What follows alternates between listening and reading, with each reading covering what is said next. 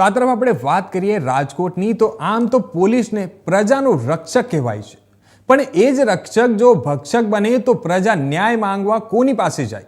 ત્યારે આ તકે વાત કરીએ તો રવિવારની રાત્રે રાજકોટના નાના મવા રોડ પાસે અજમેરા સોસાયટી નજીક રાજકોટના ટ્રાફિક પોલીસમાં હેડ કોન્સ્ટેબલ તરીકે ફરજ બજાવતા દિવ્યરાજસિંહ જાડેજા નામના પોલીસ કર્મી દ્વારા યુવકોને ધોકા વડે ઢોર માર મારવામાં આવ્યો હતો.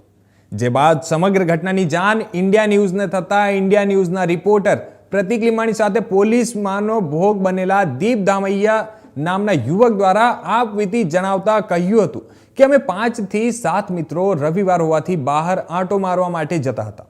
જે દરમિયાન શહેરના નાના મવા રોડ પાસે ટ્રાફિક જામ થયો હતો, જેથી એક પોલીસ કોન્સ્ટેબલની ગાડી મારા સ્કૂટર પાછળ અથડાઈ હતી અને જેથી મેં તેમને કાર જોઈને ચલાવવાનું કહેતા દિવ્યરાજસિંહ જાડેજા નામના પોલીસ કર્મી એટલા ઉશ્કેરાઈ ગયા અને ગુસ્સે થઈ ગયા કે લાકડાના દંડા વડે મને અને મારા મિત્રોને મારવા લાગ્યા.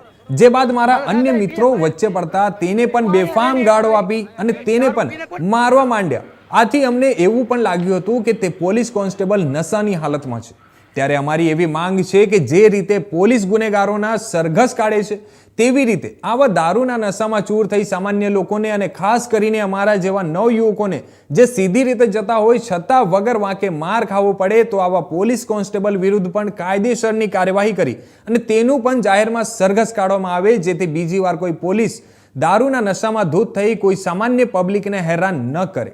અને ત્યારે હવે જોવું એ રહ્યું કે ઇન્ડિયા ન્યૂઝના આ અહેવાલ બાદ ગુજરાત રાજ્યના ગૃહમંત્રી હર્ષ સંઘવી, ડીજીપી વિકાસ સહાય અને રાજકોટ પોલીસ કમિશનર બ્રિજેશ ઝા આવા ગુંડાગીરી કરતા અને આમ જનતાને ખોટી રીતે ઢોર માર મારતા ટ્રાફિક પોલીસના હેડ કોન્સ્ટેબલ દિવ્યરાજસિંહ જાડેજા ઉપર કેવા કડક પગલા લે છે. મારું નામ દીપ ધામેચા. બનાવમાં તો એવું બન્યું, અમે નાના મોવાથી આવતા હતા, નાના મોવા સર્કલ પાસે 8 મિત્ર હતા અમે. અમારી સ્પીડ સાવ નોર્મલ હતી, 20 જેવી. પાછળથી એક કાર આવી, હોરન ચોટાડી અને સ્પીડમાં હતી. એનાથી બ્રેક ન લાગી એટલે મારા ટુ વ્હીલમાં અડાડી ગાડી. અમે બધા મિત્રએ પૂછ્યું કે ભાઈ આમ કેમ કર્યું? ટ્રાફિકના હિસાબે એને કીધું કે આગળ ઊભી રાખો. થોડીક ગેરવર્તન કરતા હતા, કાવા મારતા હતા ગાડીમાંથી એવું. એટલે એ આગળ જઈને ઊભા રહ્યા અને અમે ચાલુ બાઈકે હતા, એને આવીને સીધું પાઇપથી એટલે ધોકાથી ઢોરમાર ચાલુ કરી દીધો સીધો.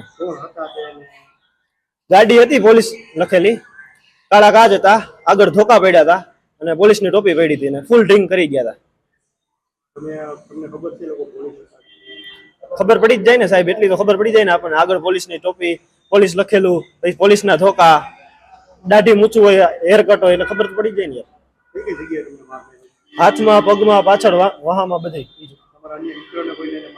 હા, મિત્રને માર્યો છે ને. હા, ખાલી ગાડી અથડાવવા બાબતે છે. માંગ તો એમ છે, સામાન્ય પબ્લિક ના કેમ સીધા મતલબ કાઢે છે પોલીસ વાળા સરઘસ કે આ ડ્રિંક એન્ડ ડ્રાઈવ માં આવી રીતે ગેરવર્તન કર્યું ને માર્યા ને, આ લોકોને કેમ નહીં?